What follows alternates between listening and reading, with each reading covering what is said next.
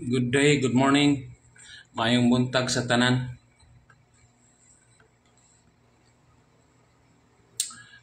Restricted ang akong June Abinis o Ernest Abinis nga account sa pag-live. Alam naman natin nga ano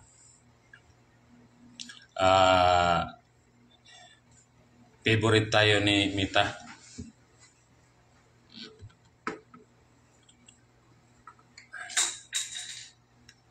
Di ko kita wala pa no. Sige lang i-kuan lang daan dito.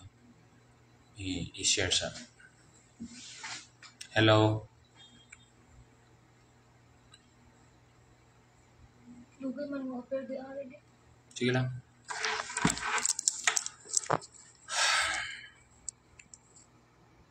Mani lumano na nawag. Mani lumano na nawag. Pero nawa nga. Ayaw lang entertain sa.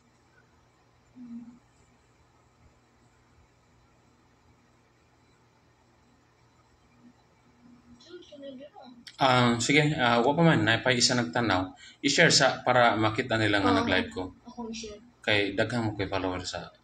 Ako i-share.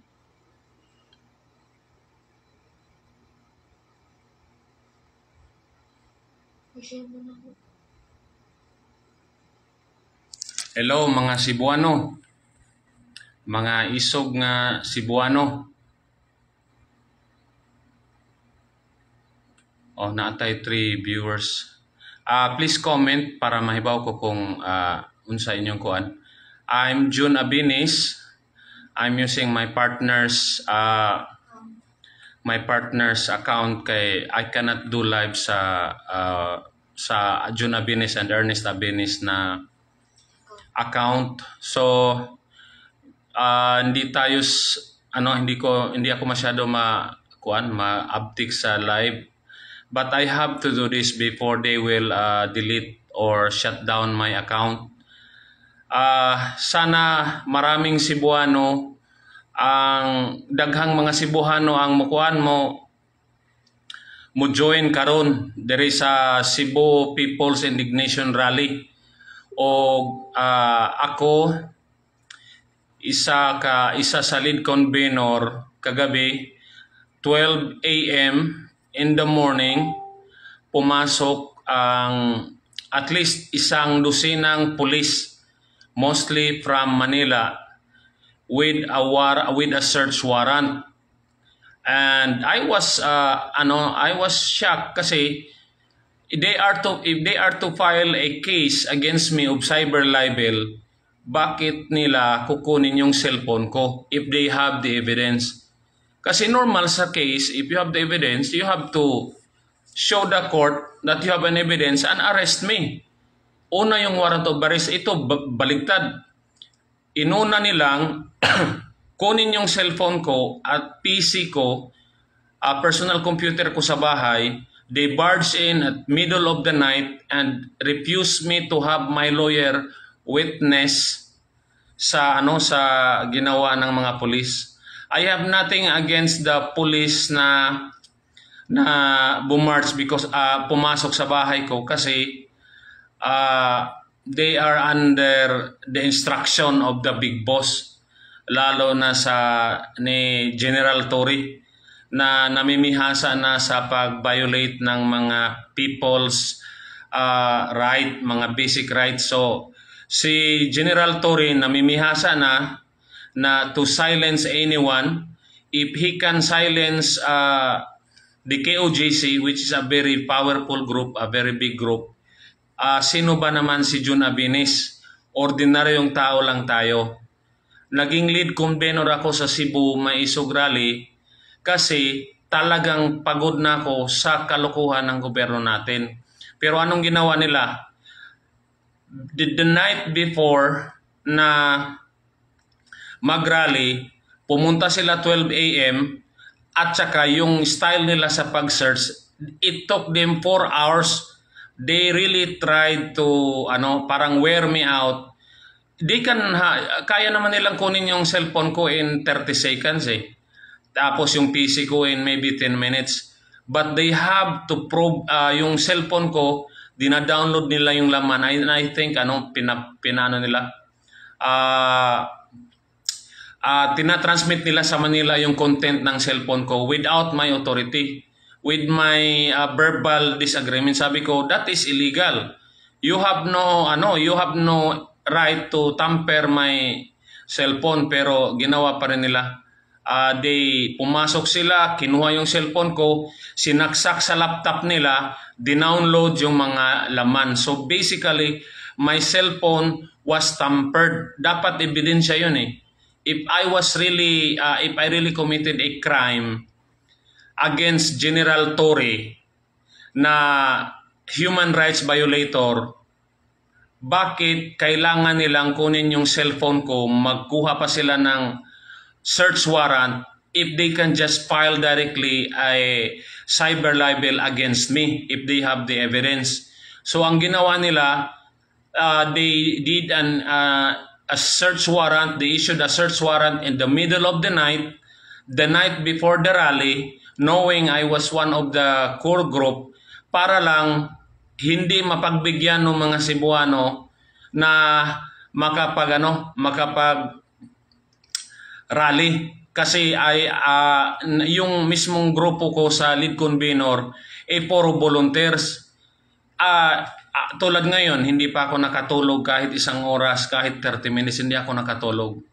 Kasi I feel violated, I feel harassed, I feel disrespected. And wala na ni paglaong nga nasod. They will harass anybody. If they will harass PRRD, if they will harass Inday Sara, sino ba? Kinsa man si Jun Abinis.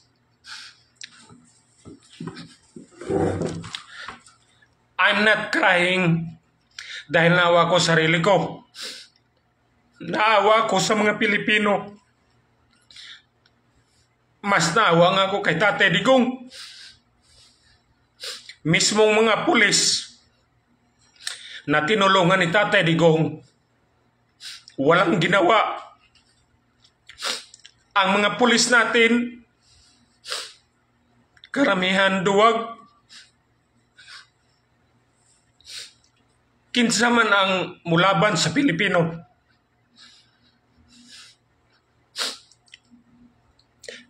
Kada adlaw gusto nila pildihon ang Duterte. Mismo si Sara niingon, gusto nila patyon si Sara. Ako, Jun Abinis, ultimo, pwede po ko nilang patyon. Ang harassment gahapon, wala rato. Katiting lang ang harassment para sa ako Pero ang ako alang yun, sana mga Pilipino, ilabas na natin tapang natin. Kasi kaya nilang isa-isahin ang mga lumalaban sa bangag administration. Papayagan ba natin na basta-basta na lang yung mga Duterte isa-silence nila? Papayag ba tayo sa mga kernel na matatapang ikukulong nila? Papayag ba tayo na ordinaryong mga vlogger ikukulong nila? I am not crying for myself. Malalaki na yung anak ko. I am crying because walang tapang ang Pilipino sa ngayon, at ang PNP military natin parang tinitinglan lang nila yung leader na matino na si Duterte. Si Inday Sara binubuli, hinaharas, kiha dire, kiha dito. So I'm just overwhelmed how crazy, how audacious, how kapal ng mukha ang administration na to. They will try to silence anybody. They will do everything to intimidate the Filipino. Rally pa lang ang ginagawa natin dito sa Cebu. Rally pa lang. Ang mga Cebuano very very excited na makita nila si Digong. Because Digong is a symbol of uprightness sa leader. Digong is a symbol of integrity. We are longing for that kind of leadership. Kaya ang mga taga Cebu, masaya na pupunta si Digong. I am a volunteer. I spend my own money. Nobody is paying me to join Korma Isog. I just want to show every Filipino na magsakripisyo tayo para makita ng gobyerno nagkaisa tayo. Tapos, naawa ko kahit si Tatay Digong walang budget pupunta dito. I was told hirap si Tatay Digong sa budget. Kahit yung rally, walang budget. Nagmamakalimos yung ang core group, kahit mga barricade lang, nagmamakalimos para lang makita ng mga tao na nagkakaisa ang mga Cebuano. Si Tatay Digong hindi nagnakaw. Gusto niyang pumunta rito pero mismo yung expense hindi niya kaya dahil hindi siya nagnakaw. Pero tingnan mo yung gobyerno natin, 4.3 trillion ubos na in 2 months. Kaya sa mga Cebuano, mga bay, magpakita ta nga nagkahiusa ta. Okay ra ko. Ila kong harason kadadlaw. Actually, wa ko mahadlok nga ila kong harason kadadlaw. In fact, pwede gyud ko patyon ni General Torre. General Torre, duwag ka. Mukha kang pera, General Torre. Pwede mo akong mapatay, pero hindi mo ako mapapatahimik. Demonyo ka, General Torre. Mukha kang pera. Ang mga PNP, ginawa mong, binaboy mo ang PNP. You can file all the case you can file against me. I don't care. You can go to my house. You can kill me. You can shoot my house. It's okay. Para makita ng mga Pilipino gaano kakademonyo. Bongbong Marcos. Wala nang utak yan si Bongbong Marcos. Tayo mga Pilipino, nag-ikot na yan sa Bacolod, wala nang pumapansin eh. So, ang panawagan ko sa mga Cebuano, magkaisa tabay, adnihita karon diri sa Mandawi, atong punon, atong ipakita. Peaceful lang ta, walay violence. Nag-expect ko nga kining harassment sa ako as lead convener, kaming tanan mga maisog nga core group, nga naay mga panginabuhi nga tarong ila pong harason na anay mga subpina nag-adto na sa ilang mga balay, gibalik-balikan na ilang balay og subpina akong mga kauban, pero wala mi magpatarog, sige lang ang usan ako kauban naay subpina sabay na ako'y subpina nagbalik-balik na lang ako. Ang akong anak nahadlok, dalawa nako ka anak kay namugos og sulod ang mga pulis. Daghang kayo sila just to get my cellphone. Anong sabi nila? Trabaho lang. Tito, trabaho lang yun sa mga pulis. Pero mga pulis naman, sir,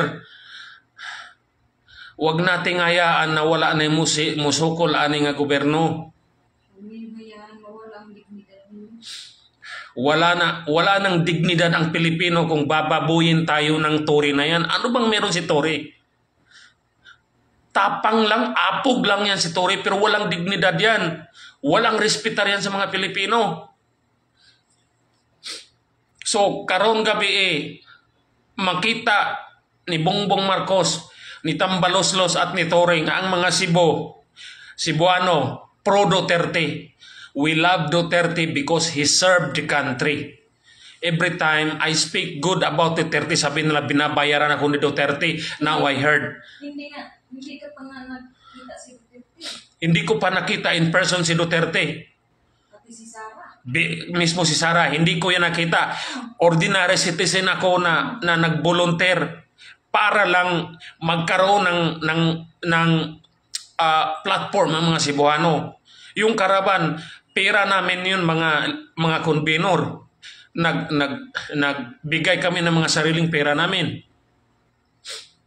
Pero anong gusto palabasin ng administration? Bayaran kami. Bayaran. Hirap na nga si Tatay Digong pang-eroplano lang sa grupo niya. Hirap na nga kami sa kahit barricade lang. Marami kaming utang matapos lang yung area ng rally.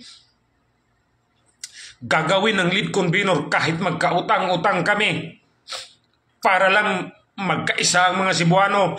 Hindi kami pumunta sa mga may pera dyan. Hindi kami pumupunta sa politiko. Kahit magtanong ka dyan sa mga politiko, sinong hininga namin? Hindi nga namin pinapunta karami ng politiko na local eh. Kasi ayaw namin sabihin na namumulitika. Laban ng mga Pilipino to. Araw-araw may namamatay na mga bata, mga babae, mismong mga pamilya, kinakatay ng mga tatay nila dahil sobrang dami ng adik. Tapos sasabihin nila Marbella Torre na less ang crime, 60% lower. This is my first live kasi talagang I cannot believe gaano kakapal, gaano ka-greedy, gaano kawalang hiya ang administrasyon na to. At alam ko yung harassment na ginawa nila na i-raid yung bahay ko, sample lang yun. Sample lang yun sa akin. Pwede nila akong arestuhin, pwede nila akong bugbugin, pwede nila akong kidnapin.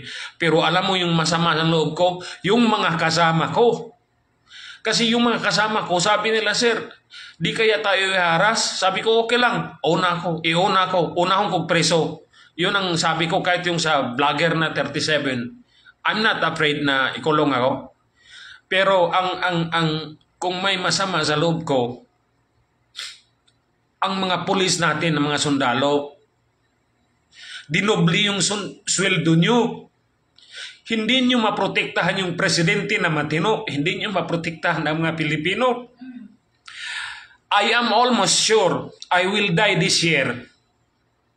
Because Bongbong administration, Marvel, and Tory are evil. They will kill people for greed. Si Tambalusos, mga kawatan na sila. But I don't care. I don't care. Pero ano ko lang, let's unite. Let's sacrifice. Kami sa Maisog Corps, puro sakripisyo. Minsan nag-usap kami, nag-one battle kami ni Elmer, usap kami. Wala kaming mga pera. Yung mga sideline namin, halos wala. Wala kaming, we are not earning money in Facebook and YouTube.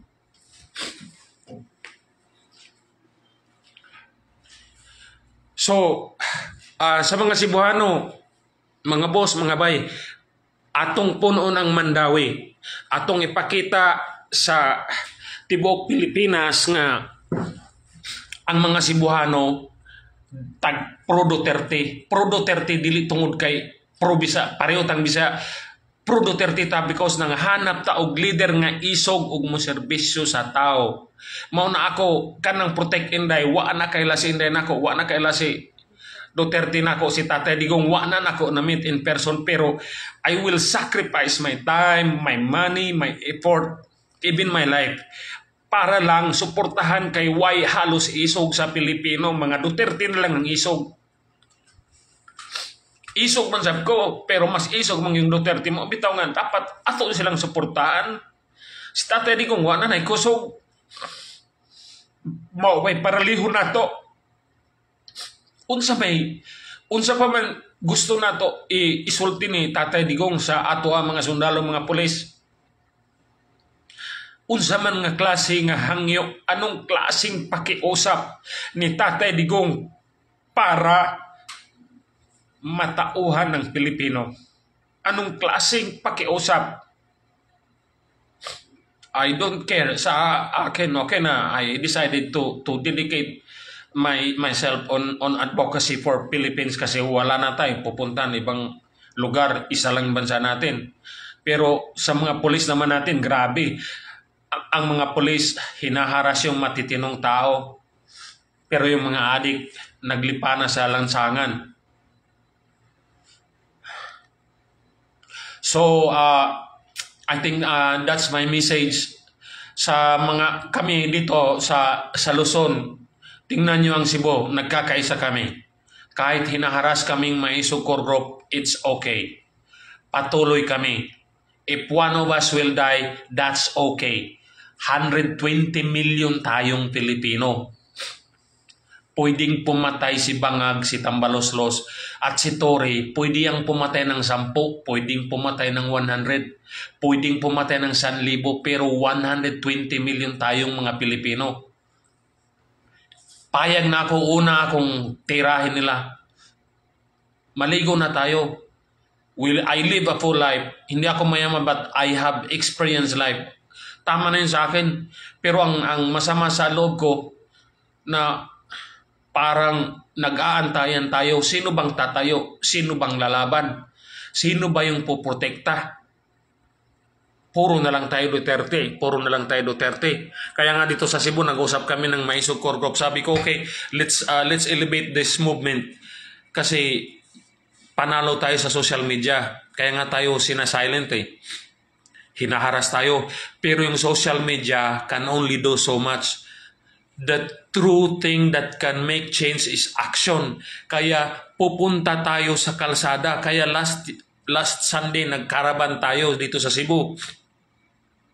At ngayon ngayon mismo I check parang umuulan. But I think Cebuano will still come. Pumunta nga si Tatay Digong kahit hindi na halos makalakad dito sa Cebu, pupunta pa rin yung matanda. Just to inspire us. From Mindanao to the airport to the rally. Kita mga Cebuano, dili ta makabaktas kutob Mandawi to prove ourselves nga nagkahiusa ta. Ang ako ara, makita lang ko ni Tatay Digong nga isog gihapon ug makasagit ra kog Duterte. Good na ko. Makita lang kong mga Cebuano, bisag 10,000, 20,000, happy na ko. Kaya nga no, bahalag, gamay ra, basta puro isog. Unsao man ang daghan, pero walay klaro.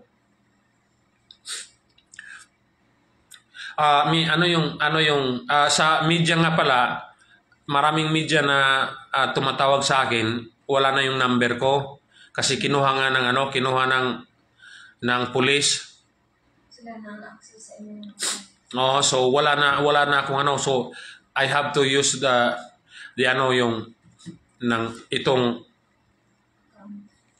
account na to. May mga comment, I'll read some comment, bring them on camera. Braille, lahos tamandawin ninyo. Yo, Braille, kita tayo. Ato ning chance. Pag wala na'y mga tao nga, kung wala na'y kusog si Tatay Digong mo inspire nato, kung wala nang volunteer, na mag-organize ng rally, baka ito na yung last chance natin na magpakita na we are against this Bangag administration. So, sulitin natin. At sana buong Pilipinas susunod. Kasi pag marami tayong nag-iingay, marami ang ma-feel ni Bangag, ma-feel ni Tory na pwede nilang patayin ang mga maingay tulad ko, tulad ng mga maingay na 37 vloggers. Pero hindi nila mapapatahimik ang mga Pilipino. Yun lang naman yun lang naman ang advocacy ko. I do not intend to be someone big, even yung vlogging ko, I do not do live. I just write almost every week lang. Once a week lang ako nag-write. It just happened na yung mga sulat ko nagba-viral. But by profession, I am not a blogger. I am an accountant. I am a real estate developing consultant. But I give my time. I write. Bahala magalit yung mga demonyo dyan sa gobyerno. Basta, I want to express myself honestly. Yun lang naman kasalanan ko eh. To tell the truth. Magsalita ng walang takot. Kaya habang buhay pa ako, magsasalita ako na hindi natatakot. Payag na akong maunang barilin ni Tory. Pero one day, Tory, Pagbabayaran mo na. pagbabayaran mo lahat ng ginawa mo. Marami sa PNP ang galit sa'yo. Marami lang din takot sa'yo. Kasi demonyo ka. Pero never mind. You can kill me, you can harass me, you can arrest me, you can imprison me. But you cannot silence the whole Filipino nation. You cannot silence Cebuano nation, Cebuano people. Sana pumunta ka rito sa Cebu. Matapang ka lang eh kasi chief ka eh. Pumunta ka ng Davao, hinaras mo religious group, nagdala ka ng battalion of people. Samtang ang nagipang-kidnap. Habang yung mga kinikidnap, yung mga batang pinutulan ng ulo, wala kang ginawa. Tory, mukha kang pera, demonyo ka, kriminal ka. Utang ina mo, Tory. You can file all the case against me. You can send your assassin. Go ahead. Alam niyo na yung bahay ko eh. Pag ako namatay, number 1 suspect si Tory. Kasi si Tory Verdugo. Si Tory, ano yan? Parang asong ulol yan. Siya ang tumatrabaho sa kalaban ng bangag na administration. So, payag na ako. Ilan ba yung matatapang na mga Pilipino, na mga Cebuano? Isa na ako doon. Pero isa lang. Kahit nila pula. I-save mo to, i-save nyo or pag ako namatay, pag ako naging missing, si Tory ang primary suspect. He is using the whole PNP organization to protect bangag administration and to protect his own interest. Mayaman na yan si Tory. Super yaman na yan. Pag naging chief PNP yan, nako. Ang ihari niyan, mga kriminal din na mga pulis. Yung mga nagsasabo.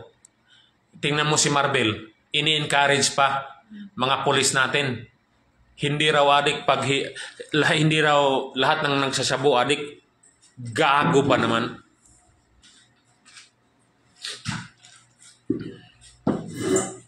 Wala pa po akong tulog in the last magpo 48 hours na kasi kahapon the core group was very busy setting up sa lahat ng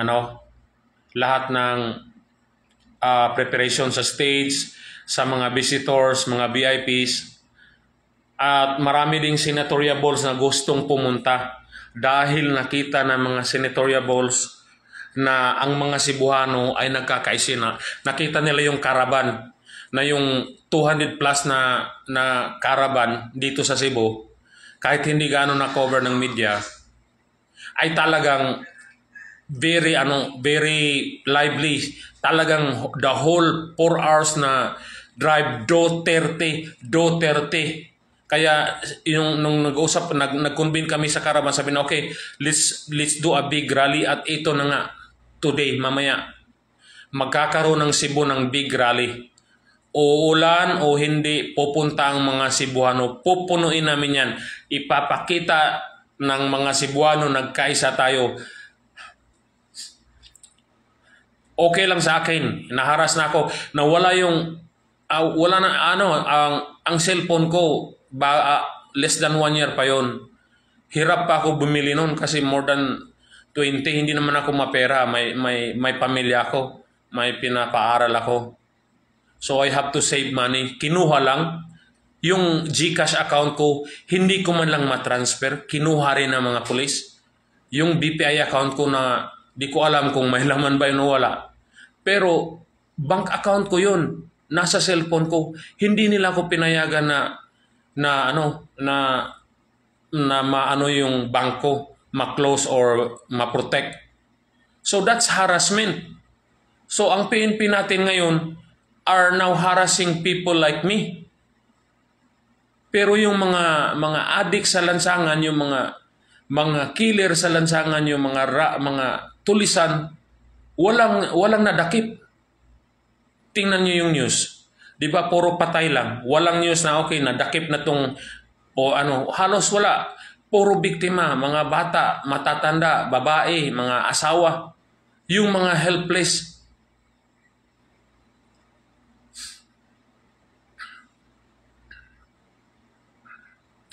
So, yun lang, sa bago lang tumingin, pinasok yung bahay ko ng alas 12 ng madaling araw, kinuha yung cellphone ko at meron silang search warrant. Ang nag-file ng kaso, si Torre. Cyber libel daw.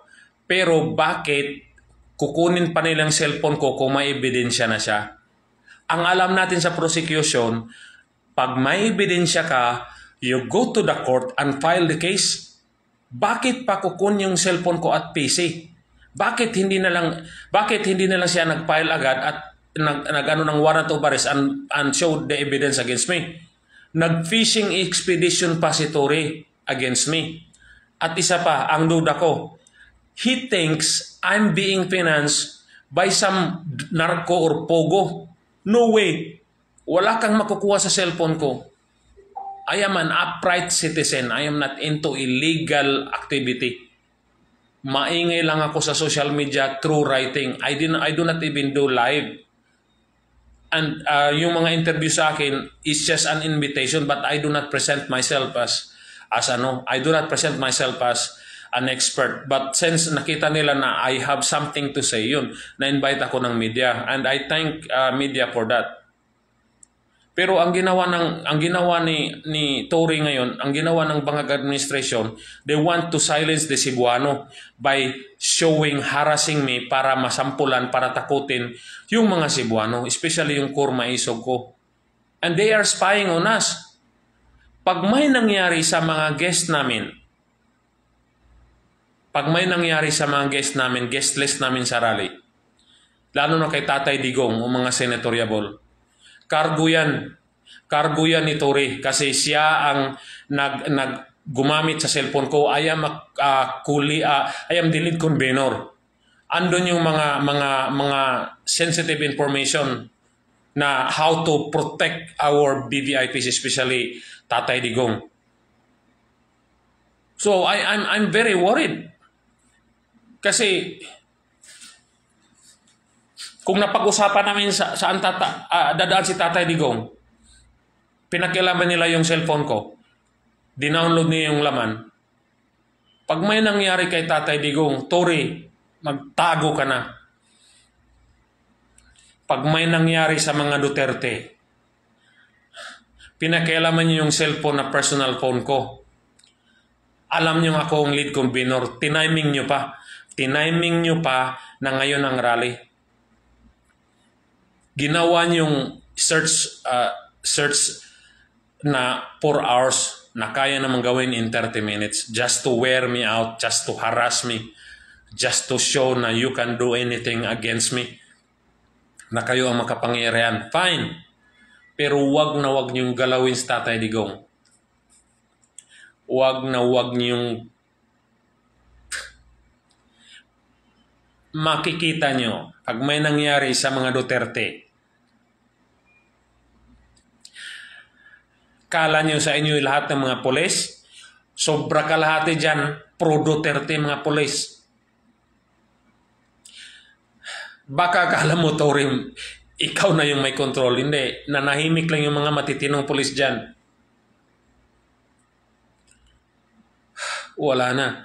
Pag sana yung mga matitinong pulis dyan sa PNP, military, I do not know how we will do this, pero kailangan nating bawiin ang gobyerno sa kamay ng mga bangag at mga kriminal at mga greedy tulad ni Tory, ni Tambaloslos at ni ni Bangag at ni Lisa, BBM addict.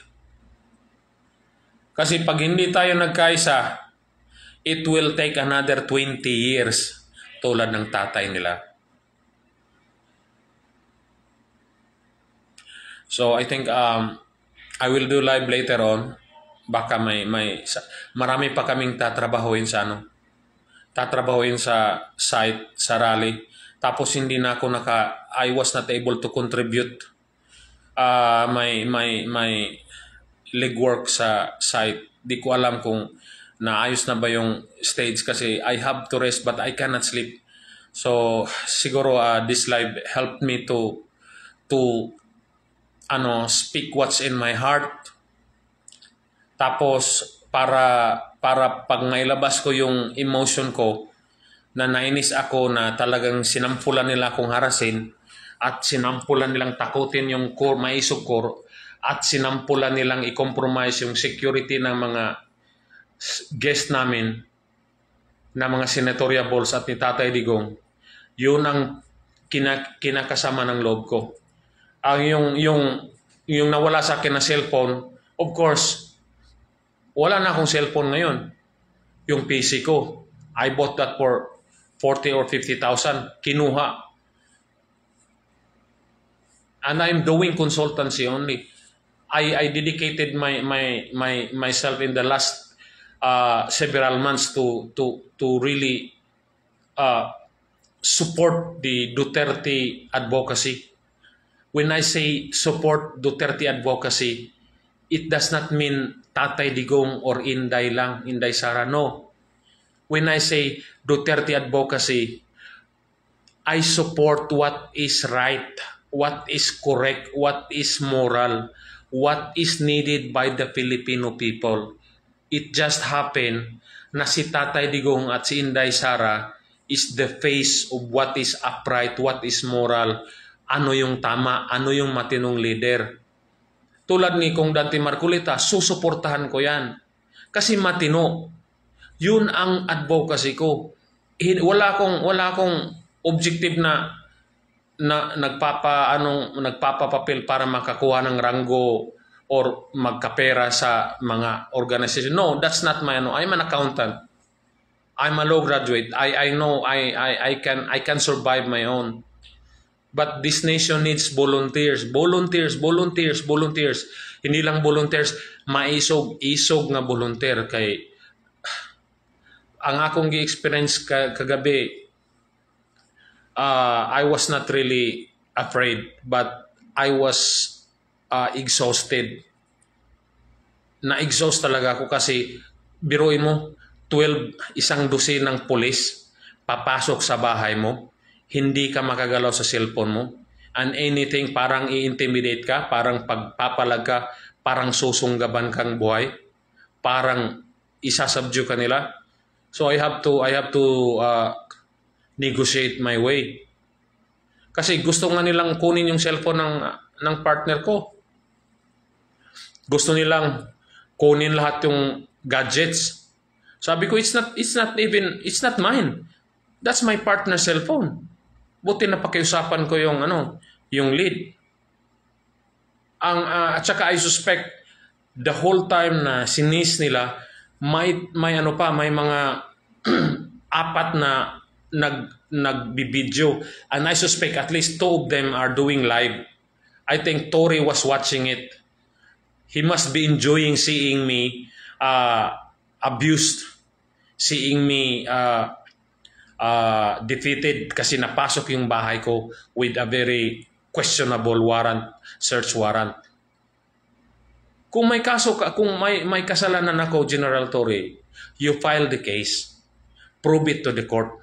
Bakit kailangan nyo pang agawin yung cellphone ko? Bakit kailangan nyo pang kunin yung PC ko? Ibig nyo bang sabihin, lahat ng vlogger na nagsasalita, pwede nang isyuhan ng search warrant? So this is a precedence. So I warn my fellow vloggers. Tory is an evil guy. Wala tong alam sa batas eh. Nahinira lang yata to dahil sip-sip eh. Mutila ni glubot ning demonyo ha. Kini-story kita kasanawang murag na buaya. I do not see integrity in Tory. And I warn my fellow mga vloggers. Tory will do anything to silence the Filipino because he is enjoying the power and he is enjoying the perks and the money he's getting from being the Verdugo. He's the butcher.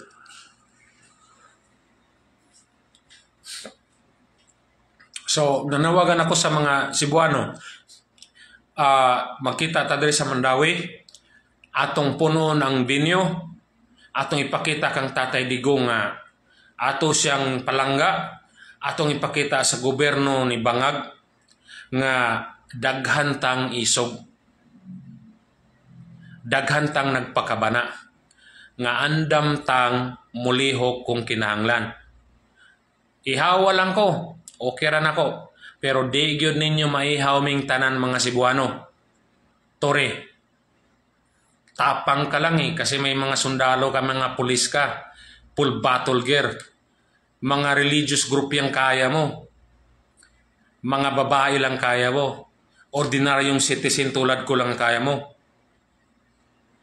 Pero siguro, Tore, pag may taong may baril, payag ako, barilan tayo eh. Matapang ka lang, Tore, kasi nasa posisyon ka. Nagtatago ka sa mga pulis mo. May pera kayo. Nilimas nyo na nga yung pera ng budget ng 2025 eh. Magkano bang natanggap mo, Tore? Paambon naman dyan. Kami pa, yung HOR pa, paambon naman dyan, mga Quadcom, Tricom, ang yayaman nyo na. Ang yayaman nyo na. Ilang milyon ba, ilang bilyon ba ang kasya? Ilang bilyon ba ang sapat sa bulsa nyo? Hindi pa kayo hindi na kayo naawa sa Pilipinas? Hindi na kayo naawa sa mga bata na namamatay araw-araw dahil sa mga adik? Drug money are now flowing into the pockets of our politicians. Mga uniform policemen, mga sir, uniform military men, sir, drug money is now flowing into the pockets of our politicians and leaders in the government. Pag hindi tayo nag-alsa, hindi tayo nagkaisa, hindi na tayo pumalag, wala ng Pilipinas na dadatnan ang mga apo natin. Sirang-sira na. Sa ngayon pa lang, sirang-sira ng Pilipinas. It's no longer safe to go out in the streets even during the day. Sa gabi pa kaya.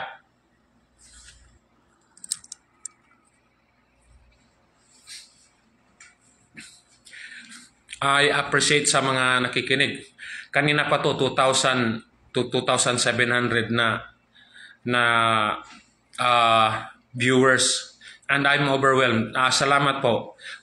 I understand na you follow this not because I'm June Abinis. You are watching this because we are on the same side. You are watching me not because I'm June, but because we are concerned Filipino. Kaya we are on the same side. Kaya sa mga nitanaw diha nanonood, let's do everything we can to support the movement against this Bangag administration. And also, if we cannot kick out this Bangag administration this year, at least let's vote yung mga senador ni Duterte. Yung mga Duterte senador ang iboto natin. Let's spend money. Let's do hard work. Let's sacrifice. This is not our fight. Para to sa mga apo natin, sa mga anak natin.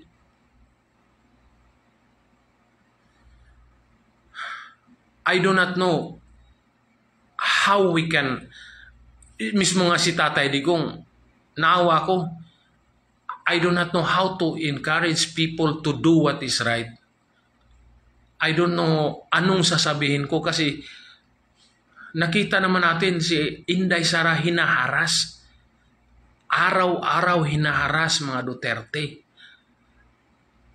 Pag hindi natin sila susuportahan, pag nawala ang mga Duterte sa Pilipinas, wala na tayo. Kaya masaya kami taga Cebu na pupunta si Tatay Digong. Sana pupunta rin si Inday Sara para makita niya gaano namin ka-love sa mga Cebuano ang mga Duterte. At ang laban from Mindanao to Cebu and hopefully to Manila. I know maraming mga taga Manila naggalit na pagod na sa administration na to. Biruin mo yung budget inubos in 2 months. 63% ubos na. Saan ba yung pera?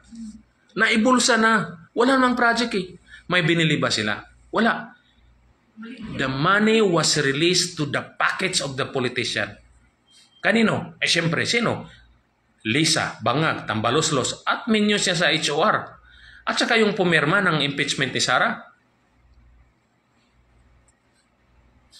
Makita mga taga Cebu, ganina niluag na akong dughan, I feel better because I was able to speak my heart through this live. The whole, simula kagabi, ay talagang hot akong dughan, yung baga masikip yung dibdib ko.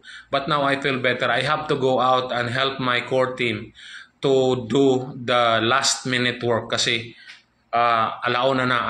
Ang sabi ko sa kanila, just let me sleep even 2 hours. Hindi ako nakatulog talaga.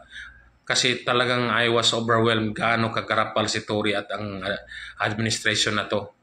And yung mga police na nag-implement ng search warrant, I have nothing against you. Alam ko inutusan lang kayo ng demonyong si Tory.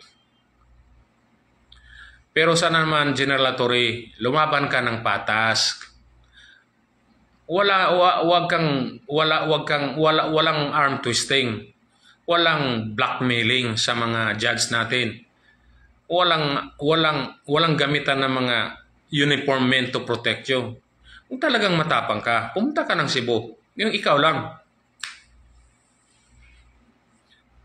At saka ikaw Bangag, pumunta ka rito Cebu para marinig mo kung anong sasigaw namin. Lalo na yung sa mga Quadcom, pumunta rin kayo dito. Mangumpanya kayo dito.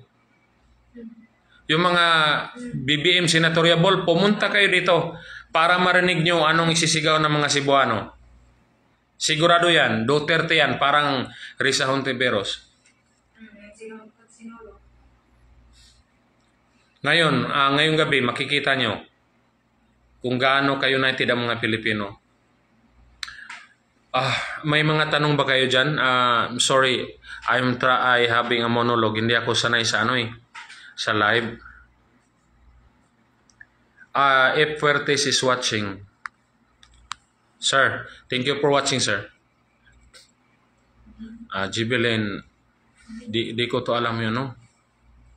Lloyd Cosmiano, kababayan ko, amping Kuya John. Thank you. Rodel Mahamhay.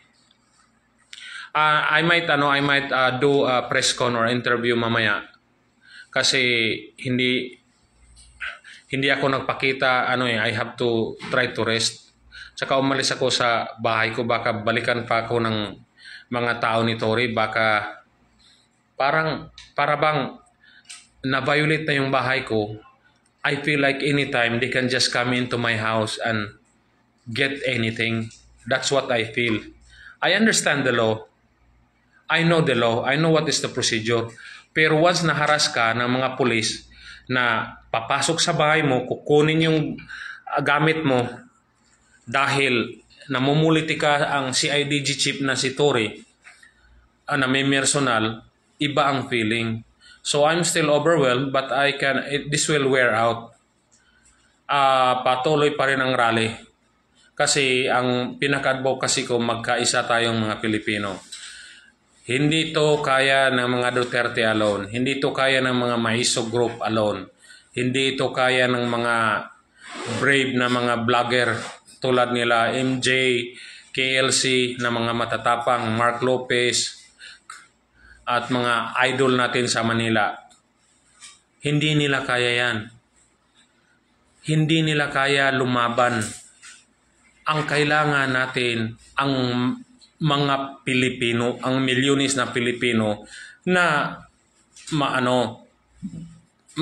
kumbaga magising na. Ang mission lang ng mga vlogger, ang mission lang ng mga volunteer tulad ko is to awaken our patriotism, is to awaken our love to this country, is to awaken our love to our children. Kasi pag hindi tayo nagkaisa, magkalit-silitsi ng gobyerno, narco-state na po tayo ngayon. Narco-state ng Pilipinas. Drugs are everywhere. Kahit 9 years old, nagsasyabu na. Kahit saang lugar, pwede kang mamatay. Pwede kang, hindi na safe ang Pilipinas. Pwede na yung adik mong kapatid, adik mong asawa, adik mong kapitbahay, pwede siya ang papatay sa'yo. Kasi yung drugs is everywhere. Murang-mura na yung drugs. At hindi lang yan, it's not by incident or accident. It is by design. It is designed to destroy the Philippines. There is a bigger force manipulating and driving bangag. Nakita mo si Torre na sumasakay ng helicopter tapos yung pinasok niya yung KOJC. Nakita mo yung gadgets niya. Yung gadgets niya na mga high-tech. Wala namang ganun ang PNP. Sino ba yung nagbigay nun? Sino ba yung nagpahiram nun? Ang mga Amerikano. Anong gusto ng Amerikano? Magkagulo tayo. Bakit gusto nila magkagulo? Dahil gusto na i-control. Bakit nila gusto i-control? Dahil, yun nga, they want Philippines to be their base on making war in Southeast Asia. Negosyo. Pero nung nagbaha, nung maraming baha last year, may tumulong ba? Tumulong ba ang USA? Tumulong ba ang EDCA? Meron ba silang binigay na pagkain? Meron bang sundalong kano na nagsagip ng mga nalulunod na Pilipino? Wala, di ba? Isa lang. Binibintahan tayo ng mga armas para makipaggera sa China, yung mga Typhoon missiles.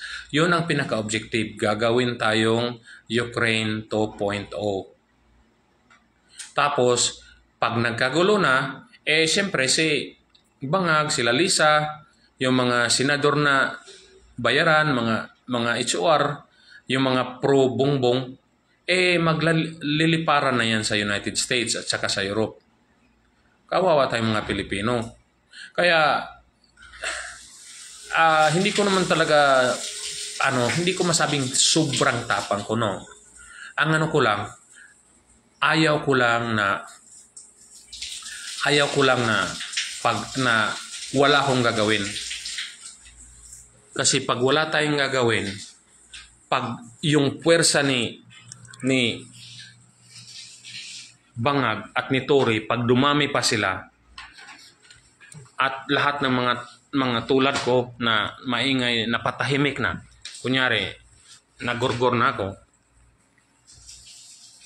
napatay na nila ako, napatay na nila yung mga Duterte, di ba? Mismo si Inday Sara, sinabi niya, gusto nilang patayin si Inday Sara. Sino ba ako na hindi nila pwedeng patayin? Kaya yung mga natatakot dyan, darating ang panahon, pag darating ang panahon na matapang ka na, pwede ka ring patayin. Pero habang meron pang marami pa tayo, magkaisa na tayo.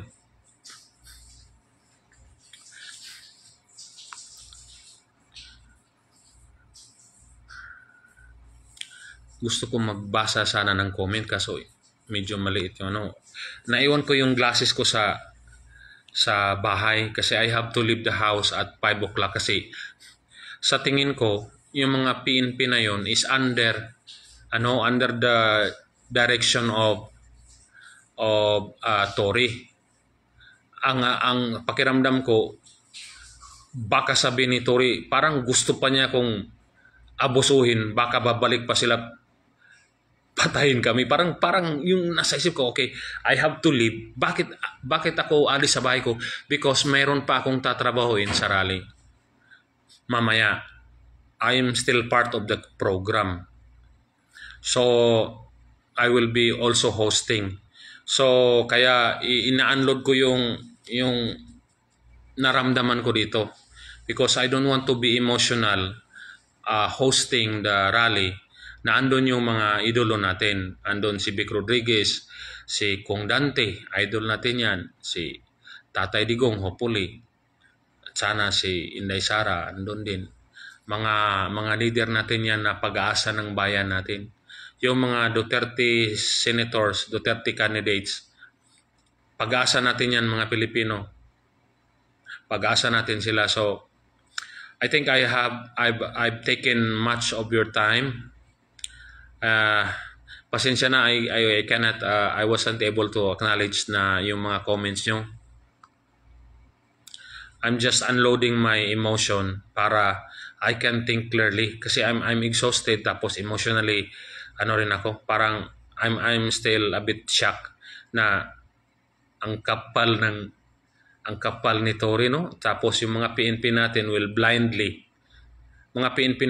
will blindly follow orders kahit alam nilang nakakasakit na or kahit illegal na, because they are also afraid to lose their job. Kaya nga pakiusap namin sa mga PNP personnel, mga sir, let us do our thing, kami mga civilian. Let us organize. Let us speak. Allow us to express our right of expression. Kasi bottom line, tayo rin naman makikinabang eh. Ang pinaglaban ng mga Pilipino hindi lang sa mga civilian. Pinaglalaban rin namin mga advocates, mga volunteers, ang karapatan nyo mga pulis.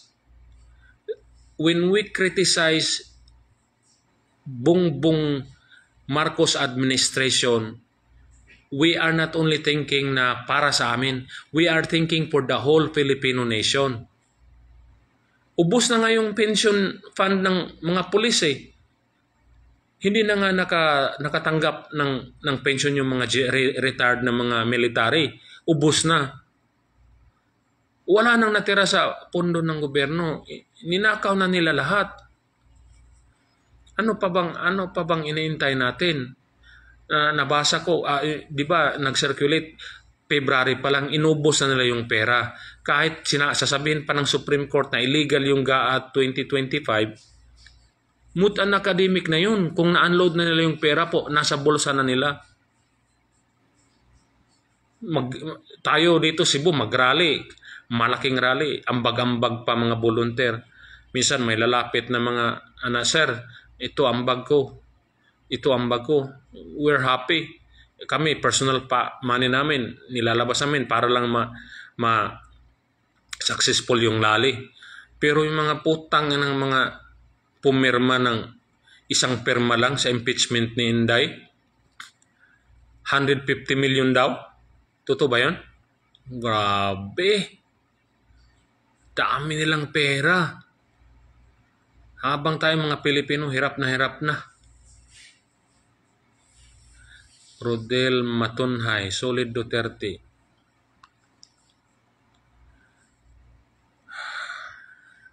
Daryl Yap, sir. Hi sir, Daryl Yap. Thanks for watching. So, sa mga bago lang nakinig, yun, I will wrap it up. Patuloy ang rally. Kahit naharas, nakuha na yung cellphone ko, nakuha nila yung PC ko, kahit illegally na invade yung bahay ko, kahit exhausted ako, wala akong tulog since last night, kahit natakot yung tatay ko, kahit natakot yung mga anak ko, kahit na parang criminal na pinasok nilang bahay ko, it's okay. Basta tuloy lang ang laban ng mga Pilipino. Dito sa Cebu, tuloy ang rally. Cebu People's Indignation Rally. Andito si Tatay Digong. He will inspire us. Pero sana naman, hindi natin ibigay yung lahat ng duty kay Digong. Matanda na si Tatay Diggs. Wala nang energy yan. Idea na lang sa kanya. So let's support him at sana marami sa atin ang tatayo, lalaban. Ako naman, hindi naman ako trained to lalaban na kumbat. Maingay lang tayo to say the truth, to say what is right.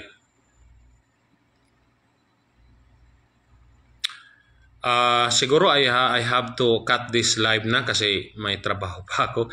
Hindi ko lang maiwan kasi I'm amazed na may 2,400 na nag-view.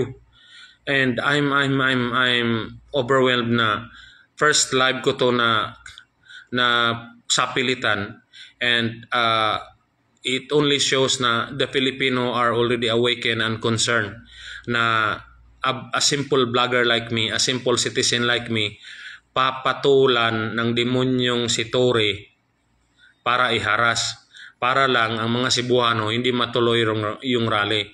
No sir, nagkakamali ka. Kahit namatay, kahit binaril niyo ako kagabi, tuloy ang rally. Hindi po espesyal si Jun Abinis. Volunteer lang po ako. Hindi ako lang yung pinakamaingay, pero hindi ibig sabihin ako yung pinakamatapang.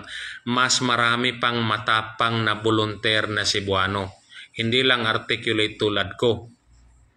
Napakaraming matapang dito sa Cebu. Mga retired police, marami kaming volunteer. Makikita nyo mamaya sa rally. Mga police na active, secretly cheering us. Sir, we're with you. Talagang trabaho lang namin, pero we're with you. Do it sir, do it. Sinasabihan kami ng mga active police. So yun, that inspires us. Enough na yun para sa amin na maisugkor.